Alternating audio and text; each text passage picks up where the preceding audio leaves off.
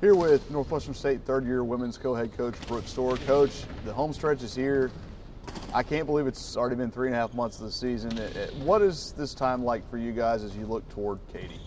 Well, I think the biggest thing is, what we've kind of preached all year, with our players of continuing to get better each game and each day in practice. And, this is the culmination of that. And, we've won our last two and feel like we're playing some pretty good basketball. We want to be playing at a high level as we reach the tournament. And, we're still playing for tournament seeding at this point. And obviously 2 big games this week at SFA and home against New Orleans. So just continuing to get better and making sure that we're in the right frame of mind as we head into Katy.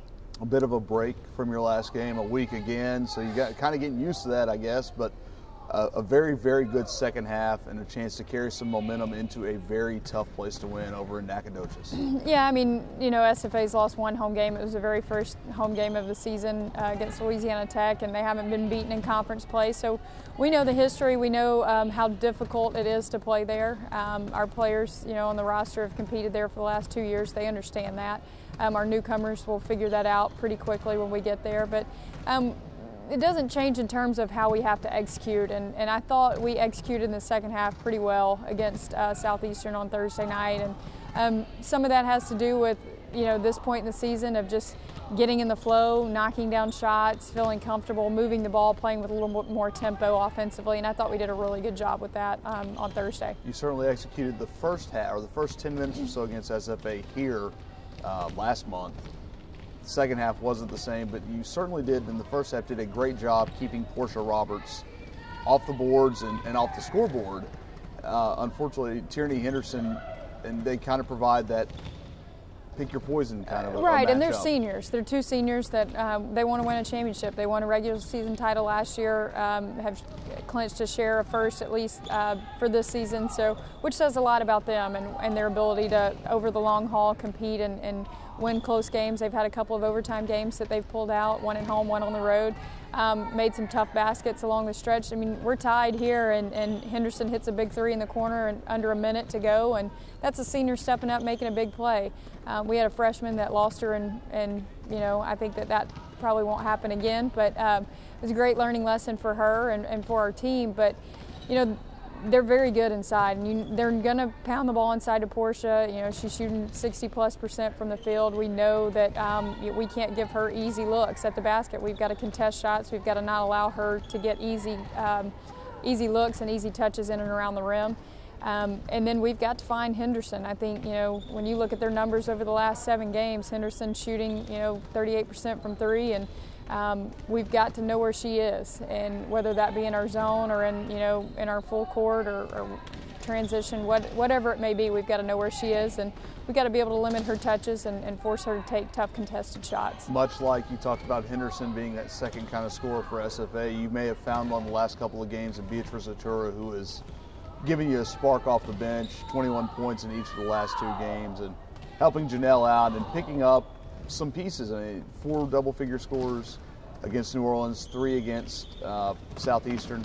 Looks like the balance is starting to come back a little bit. Well, and it is, and you see us getting to 70, and it's getting to the free throw line. It's moving the ball, and I think there were so many times during that 5 or 7 game stretch where we just didn't move the basketball very well, and I think that our team is finding some flow offensively, and that's what you want at this point in the season. You want to be able to move the basketball, change sides of the floor, and be able to attack off closeouts in that respect. When you go back and you look at the first time we played SFA here, we didn't have, I thought, we got off to a great start, took a 12-point lead in the first half. They go to the zone.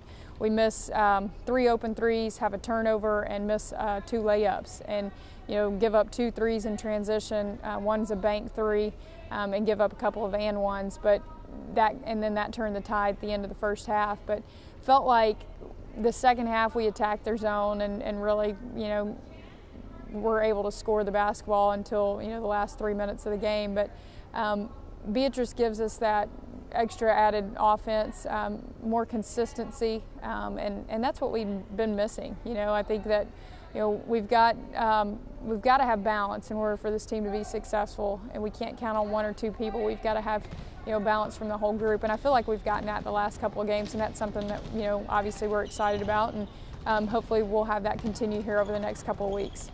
And one thing we've talked about pretty much from November until now has been Janelle Perez. And every week I think I joke that we can't say anything more about her, but she comes out Thursday night and gets your first double-double of the year, 22 points and 12 rebounds, and she's 5'2". Yeah, you know, when you think of a double-double for her, you would think it'd be points and assists, but she's had to create so much scoring for herself that the assist numbers are down a little bit. And I'll be honest, we hadn't shot the ball extremely well over the last few weeks as a group. So, you know, she's missed a lot of easy assist opportunities. But, you know, I think she had a great quote after the game talking about how my teammates all blocked out and I just went in and cleaned up. And we have to have our guards rebound. If we can get our guards rebound, it allows us to start our transition. It allows, you know, not extra opportunities for the offensive team to get a putback or, you know, an uncontested three off an offensive rebound.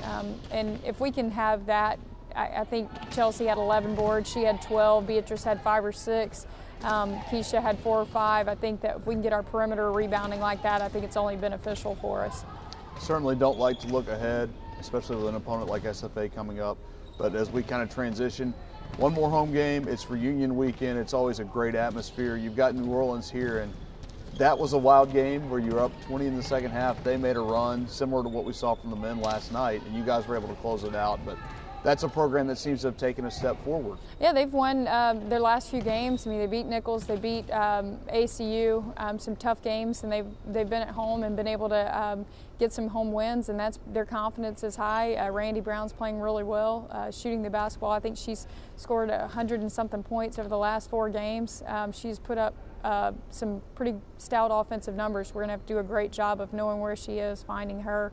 They're playing with a lot of energy. They're playing with confidence, and when you see a team that, you know, is not going to qualify for the conference tournament and is still playing that hard, they're always very dangerous. And we need to do a great job of closing out our home record.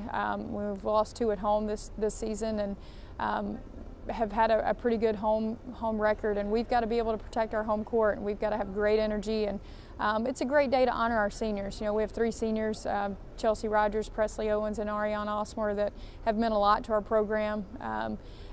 Presley and Chelsea obviously signed with us 2 years ago and have been great teammates and have represented the program extremely well. Ariane was here when we got here and has bought in from day one and done everything we've asked her to do. And, you know, we owe a lot to those 3. They've meant a lot to our program and have represented our program in the right way and have done what we've asked them to do and have been great teammates and allowed us to help build this thing in the right way. And I'm looking over at Coach Burrows, and his big thing at baseball is family.